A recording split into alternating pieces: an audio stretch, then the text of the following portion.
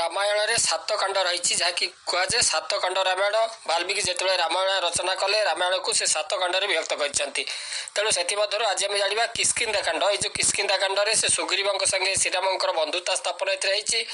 ଇତିମଧ୍ୟରେ ରାମ ଏବଂ ଲକ୍ଷ୍ମଣ ସେ ପମ୍ପା ସରୋବର ନିକଟରେ ପହଞ୍ଚିଲେ ଏବଂ ମାନେ ପଥରରେ ରାମ ଶବରୀର ଯେଉଁ ଭକ୍ତିପୂର୍ଣ୍ଣ ଆତିଥ୍ୟ ମଧ୍ୟ ସେ ଗ୍ରହଣ କରିଥିଲେ। ପଥ ମଧ୍ୟରେ ଯେତେବେଳେ ସେ ଆସିଲେ, ସେ ଶବରୀର ତାଙ୍କର ଯେଉଁ ଆତିଥ୍ୟ ମଧ୍ୟ ଗ୍ରହଣ କରିଥିଲେ। ତତ୍ପରେ ସୁଗ୍ରୀବଙ୍କର ସନ୍ଧାନରେ ଦୁଇ ଭାଇ ଋଷମୁଖ ପର୍ବତ ଅଭିମୁଖେ ଯାତ୍ରା କରିଥିଲେ ଏବଂ ଏ ଯେଉଁ ଶବରୀ ଯିଏକି ସେ ମତଙ୍ଗ ଋଷିଙ୍କର ଆଶ୍ରମରେ ଥିଲେ ଏବଂ ସେଇଠାରେ ପମ୍ପା ସରୋବର ରହିଛି, ସେଇଠାରେ ଯେତେବେଳେ ଋଷି ସେ ତାଙ୍କର ଆତ୍ମଲୀନ ହୋଇଗଲେ, ତା ପୂର୍ବରୁ ଶବରୀକୁ କହିଥିଲେ ଯେ ଏଠାକୁ ପ୍ରଭୁ ରାମଚନ୍ଦ୍ର ଆସିବେ ଏବଂ ତାଙ୍କର ଦର୍ଶନ କରିବୁ। ତେଣୁ ସେ ତାଙ୍କରି ଅପେକ୍ଷା କରି କରି ବୃଦ୍ଧ ଅବସ୍ଥାରେ ସେ ପଦାର୍ପଣ କରିଛନ୍ତି ଏବଂ ପ୍ରଭୁ ରାମ ଲକ୍ଷ୍ମଣ ପହଞ୍ଚିଛନ୍ତି ଏବଂ ସେ ପ୍ରଭୁଙ୍କ ଠାରୁ ନବଦା ଭକ୍ତି ମଧ୍ୟ ଲାଭ କରିଛନ୍ତି ଏବଂ ତତ୍ପରେ ସେ ସ୍ୱର୍ଗଧାମ ପ୍ରଭୁଙ୍କର ସ୍ପର୍ଶ କର ସ୍ପର୍ଶରେ ସେ ସ୍ୱର୍ଗଧାମ ଯାତ୍ରା କରିଛନ୍ତି।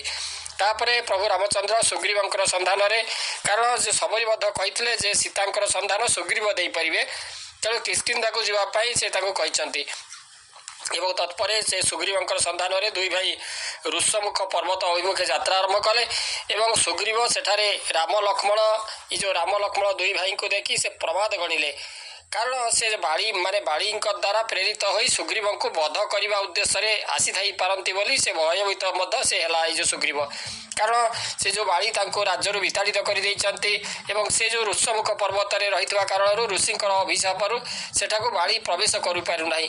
ଯଦି ବାଳୀ ପ୍ରବେଶ କରିବ ତାହେଲେ ତାଙ୍କର ମୃତ୍ୟୁ ହୋଇଯିବ। ସେଇଥିପାଇଁ ସେ ଭୟରେ ଏ ଯେଉଁ ଋଷମୁଖ ପର୍ବତକୁ ସେ ପ୍ରବେଶ କରିପାରୁନାହିଁ ଏବଂ ସୁଗ୍ରୀବ ସେଇଠାରେ ଆତ୍ମଗୋପନ ସେ କରିଛି ଏବଂ ରାମଚନ୍ଦ୍ରଙ୍କୁ ସେ ଦେଖିବାରେ, ରାମଚନ୍ଦ୍ରଙ୍କୁ ଏବଂ ଲକ୍ଷ୍ମଣଙ୍କୁ ପ୍ରଥମ ଥର ଦେଖିବା ପରେ ସେ ପ୍ରମାଦ ଗଣିଲେ ଯେ ବାଳୀଙ୍କ ଦ୍ୱାରା ପ୍ରେରିତ ହୋଇ ସୁଗ୍ରୀବଙ୍କୁ ବଧ କରିବା ଉଦ୍ଦେଶ୍ୟରେ ଆସିଥାଇ ପାରନ୍ତି ବୋଲି ସେ ଭୟଭୀତ ମଧ୍ୟ ସେ ହେଲା।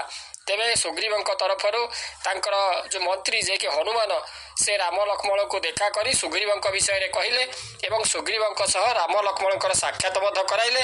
ସେଠାରେ ବିଶ୍ରାମ ନେବା ପରେ ସୁଗ୍ରୀବଙ୍କ ସହ ତାଙ୍କର ଦେଖା ହେଲା ଏବଂ ସୁଗ୍ରୀବଙ୍କର ଭାଇ ବାଳୀ ସେ ଇତିମଧ୍ୟରେ ସୁଗ୍ରୀବଙ୍କୁ ତଡ଼ି ଦେଇ ନିଜେ କିଷ୍କିନ୍ଧାର ସେ ରାଜା ହୋଇଥିଲେ ଏବଂ ସୁଗ୍ରୀବଙ୍କର ସ୍ତ୍ରୀ ଯାହାକି ରୋମା, ସୁଗ୍ରୀବଙ୍କର ସ୍ତ୍ରୀ ରୋମାଙ୍କୁ ସେ ବଳପୂର୍ବକ ନେଇ ସେ ରାଣୀ କରି ରଖିଥିଲା ଏବଂ ସୁଗ୍ରୀବଙ୍କ ସହ ବନ୍ଧୁତା ସ୍ଥାପନ କଲା ପରେ ରାମ ତାଙ୍କୁ ଆଶ୍ୱାସନା ଦେଲେ ଯେ ସେ ଯେଉଁ ସୁଗ୍ରୀବଙ୍କୁ ତାଙ୍କରି ରାଜ୍ୟ ଏବଂ ତାଙ୍କର ସ୍ତ୍ରୀ ଫେରି ପାଇବାର ସେ ସହାୟତା ମଧ୍ୟ କରିବେ।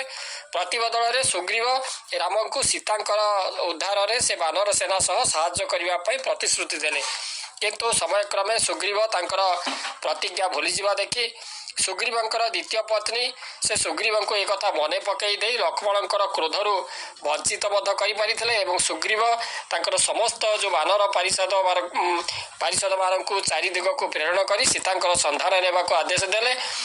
ପୂର୍ବ, ପଶ୍ଚିମ ଏବଂ ଉତ୍ତର ଦିଗକୁ ଯାଇଥିବା ଦଳ ସେ ଖାଲି ହାତରେ ଫେରିଆସିଲେ, ହେଲେ ଅଙ୍ଗଦ ଏବଂ ହନୁମାନ ସେ ଦକ୍ଷିଣ ଦିଗରୁ ସୂଚନା ଆଣିଲେ ଏବଂ ସୀତାଙ୍କୁ ରାବଣ ହରଣ କରି ନେଇ ଲଙ୍କାପୁରରେ ବନ୍ଦୀ କରି ରଖିଛି ବୋଲି ସେ ଆଣି ସମ୍ବାଦ ଦେଲେ।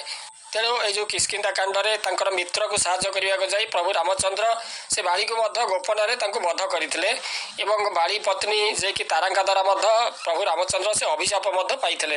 ତେବେ ଏଇ ଯେଉଁ କିଷ୍କିନ୍ଧା କାଣ୍ଡ ହେଉଛି ରାମାୟଣ ମହାକାବ୍ୟର ଚତୁର୍ଥ ପୁସ୍ତକ, ଯେଉଁଥିରେ କିଷ୍କିନ୍ଧାର ବାନର ରାଜ୍ୟରେ ରାମଙ୍କର ବାନର ଯାହାକି ରାଜା ସୁଗ୍ରୀବଙ୍କ ସହ ସେ ମିତ୍ରତା, ତାଙ୍କର ଯେଉଁ ଭାଇ ବାଳୀଙ୍କୁ ପରାସ୍ତ କରିବାରେ ସାହାଯ୍ୟ କରିବା ଏବଂ ତାପରେ ହନୁମାନଙ୍କର ନେତୃତ୍ୱରେ ସୀତାଙ୍କୁ ଖୋଜିବାର ଯେଉଁ ବିବରଣୀ ଏଥିରେ ଦିଆଯାଇଛି, ଯାହା ଲଙ୍କାରେ ତାଙ୍କର ସ୍ଥାନ ଆବିଷ୍କାର କରିବାରେ ପରିଣାମ ସ୍ୱରୂପ ମଧ୍ୟ ହୋଇଥିଲା ଏବଂ ପ୍ରମୁଖ ଘଟଣା ଗୁଡ଼ିକ ମଧ୍ୟରେ ରାମଙ୍କର ପମ୍ପା ହ୍ରଦରେ ହନୁମାନଙ୍କୁ ସାକ୍ଷାତ ଏବଂ ତାପରେ ରାମଙ୍କ ଦ୍ୱାରା ସୁଗ୍ରୀବଙ୍କର ସିଂହାସନ ପୁନରୁଦ୍ଧାର ପାଇଁ ବାଳୀଙ୍କୁ ବଧ କରିବା, ସୁଗ୍ରୀବଙ୍କର ଯେଉଁ ଅସ୍ଥାୟୀ ବିସ୍ତୃତି ଏବଂ ତାପରେ ସମ୍ପତ୍ତିଙ୍କ ସହାୟତାରେ ସୀତାଙ୍କୁ ସ୍ଥାନ ଆବିଷ୍କାର କରିବାରେ ହନୁମାନ ଏବଂ ଅଙ୍ଗଦଙ୍କର ଗୁରୁତ୍ୱପୂର୍ଣ୍ଣ ଭୂମିକା ଏଥିରେ ଅନ୍ତର୍ଭୁକ୍ତ ରହିଛି।